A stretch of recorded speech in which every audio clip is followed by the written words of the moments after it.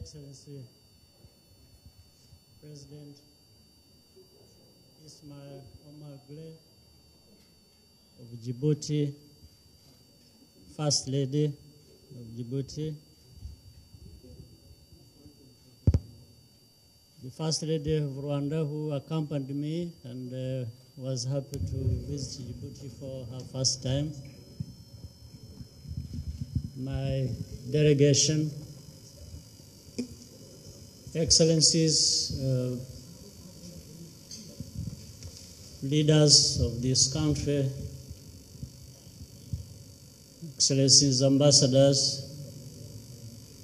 First of all, President, I want to thank you for not only for the invitation, but for the hospitality we have been accorded since we arrived here in this beautiful country,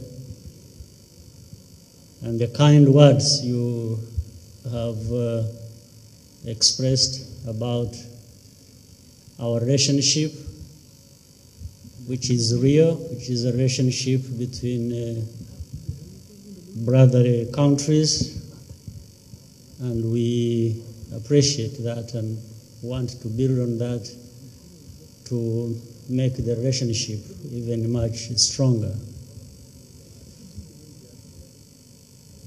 Mr. President, the relationship between our two countries is not just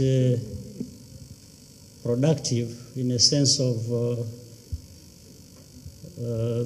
bilateral cooperation.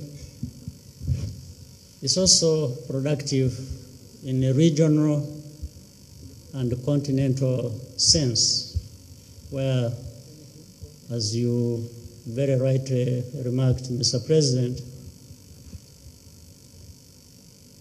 so many things are happening in our continent that are leading to real transformation of lives of the Africans and the future of our continent. And in this, I wanted to thank you for your contribution and the contribution of Djibouti nation, and we want to build on that as well, to continue working together with our other friends and partners within Africa, as well as those partners from out of our continent. So my visit today was simply to, first of all, express that solidarity, and as you move for the 40th anniversary of your independence, you have come of age, and we think that there have been many lessons learned in your history, in our history, and the histories together that we should build on to keep strengthening the progress we want of our people. But we want to see more activities between our two countries in the area of trade, in the area of investment, and the different exchanges between the people on both sides of Djibouti and Rwanda, as we try and do our best for the integration of the African people. I have come here many times. Every time I have visited Djibouti, I'm even happier to be here.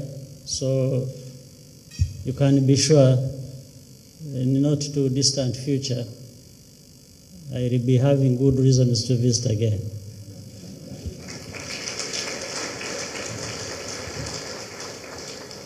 And I'm looking forward to that.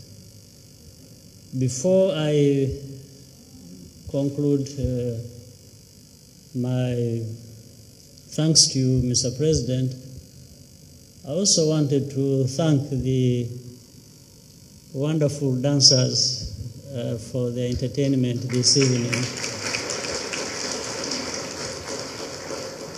We were following very keenly, and we were exposed to many things, some of them new, others quite familiar, which speaks to the connections between the peoples of this region and our own region. So there are many reasons why we should really be closer and work together and develop our countries. But I just wanted to say thank you to the dancers and the wonderful entertainment they gave us tonight.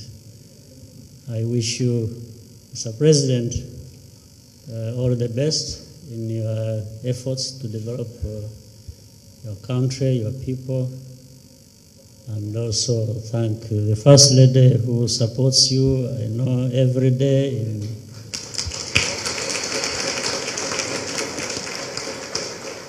these efforts, but also for being part of this wonderful hospitality we have received from your great nation.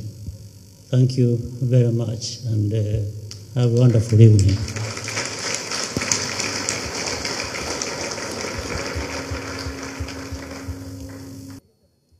Paul Kagame, President of brotherly country, Rwanda, Honorable First Lady of Rwanda, Honorable First Lady of Djibouti, dear guests, ladies and gentlemen. We are deeply honored tonight to host His Excellency President Paul Kagame, the President of Rwanda, and his delegation at this state dinner.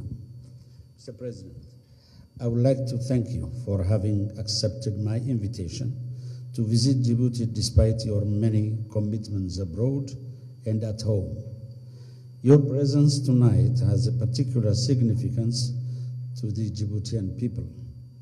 In less than 3 months, Djibouti will celebrate the 40th anniversary of its independence. Over the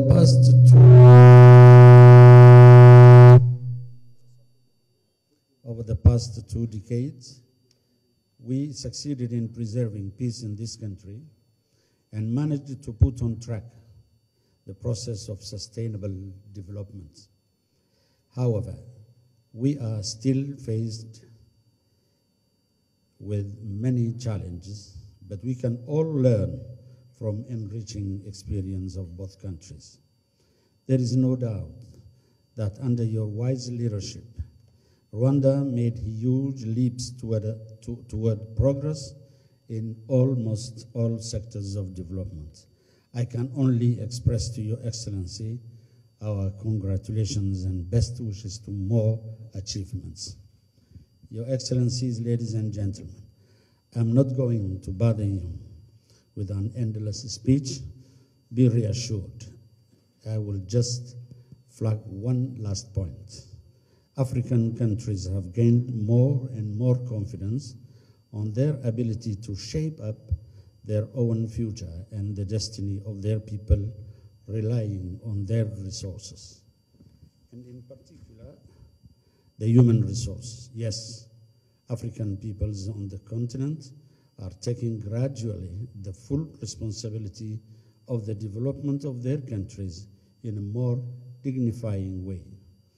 It started with the reforms of the continental body, the African Union, that the African heads of states have initiated last year from Kigali, asking from President Kagame to shoulder the responsibility of leading parts of that process, especially on the financial aspect of the African Union programs. Mr. President, I praise your efforts and you can count on my country's full support. Last but not least, may I ask you all to rise up for a toast and wish the best for the relations and friendship between Djibouti and Rwanda. I thank you.